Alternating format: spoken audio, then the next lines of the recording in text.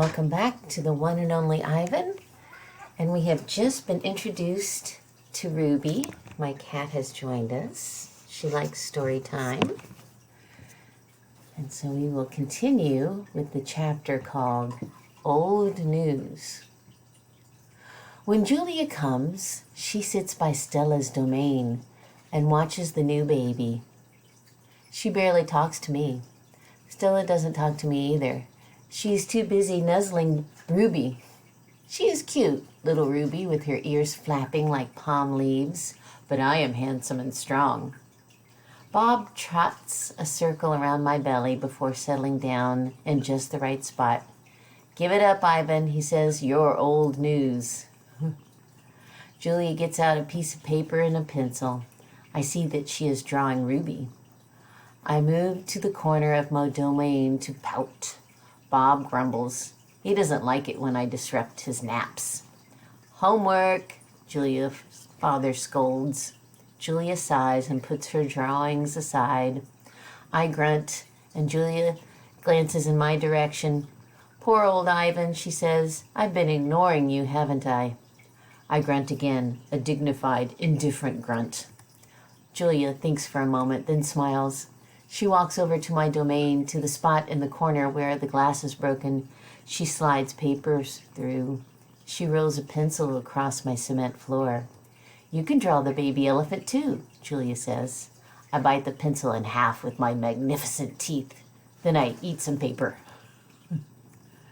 Tricks. Even after Julia and her father leave, I try to keep sulking, but it's no use. Gorillas are not by nature pouters. "Stella," I call. "It's a full moon, do you see?" Sometimes when we are lucky, we catch a glimpse of the moon through the skylight in the food court. "I did," Stella says. She is whispering, and I realize that Ruby must be asleep. "Is Ruby all right?" I ask. "She's too thin, Ivan," Stella says. "Poor baby. She was in that truck for days. Mac bought her from the circus the same way he bought me, but she hadn't been there long. She was born in the wild, like us." "Will she be okay?" I ask. Stella doesn't answer my question. "The circus trainers chained her to the floor, Ivan, all 4 feet, 23 hours a day." I puzzle over why this would be a good idea. I always try to give humans the benefit of the doubt. "Why would they do that?" I finally ask. "To break her spirit," Stella says, "so she could learn to balance on a pedestal, so she could stand on her hind legs, so a dog could jump on her back while she walked in mindless circles." I hear her tired voice and think of all the tricks Stella has learned. Introductions. When I awake the next morning, I see a little trunk poking out between the bars of Stella's domain. "Hello," says a small, clear voice. "I am Ruby." She waves her trunk. "Hello," I say. "I'm Ivan." "Are you a monkey?" Ruby asks. "Certainly not." Bob's ears perk up, although his eyes stay closed. "He's a gorilla," he says, "and I'm a dog of a certain heritage."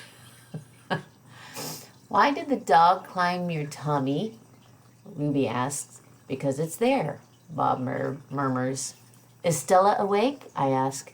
"Aunt Stella's asleep," Ruby says. "Her foot is hurting, I think." Ruby turns her head. Her eyes are like Stella's, black and long-lashed, bottomless lakes, fringed by tall grass. "When is breakfast?" she asks. "Soon," I say, "when the mall opens and the workers come." "Where?" Ruby twists her head in the other direction. "Where are the other elephants?" "It's just you and Stella," I say. For some reason, I feel we have let her down. "Are there more of you?" "Not," I say, "at the moment." Ruby picks up a piece of hay and considers it. "Do you have a mom and a dad?" "Well, I used to." "Everyone has parents," Bob explains. "It's unavoidable." "Before the circus, I used to live with my mom and my aunts and my sisters and my cousins," Ruby says. She drops the hay, picks it up, twirls it. "They're dead." I don't know what to say.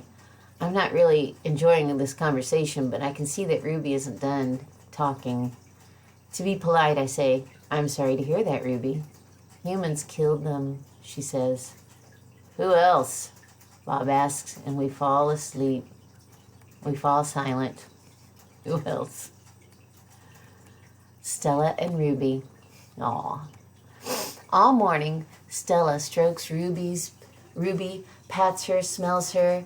They flap their ears, they rumble and roar, they sway as if they're dancing. Ruby clings to Stella's tail. She slips under Stella's belly. Sometimes they just lean into each other, their trunks twirled together like jungle vines. Stella looks happy. It's more fun to watch than any nature show I've seen on TV. Aw, that's so cute. That's a good picture. Home of the one and only Ivan. George and Mac are out by the highway. I can see them through one of my windows. They are next to each other on tall wooden ladders, leaning against the billboard that tells the cars to stop and visit the one and only Ivan, mighty silverback. George has a bucket and a long-handled broom. Mac has pieces of paper. He slaps one against the billboard. George dips the broom into the bucket. He wets the paper with the liquid from the bucket, and somehow the paper stays in place. They put up many pieces before they are done.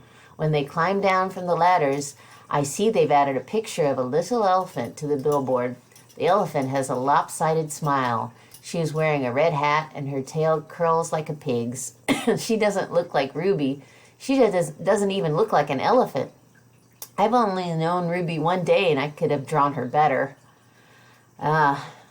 So they're using Ruby to pull in customers. All right, until next time, we'll leave it there with the introduction to Ruby to the Big Top Mall.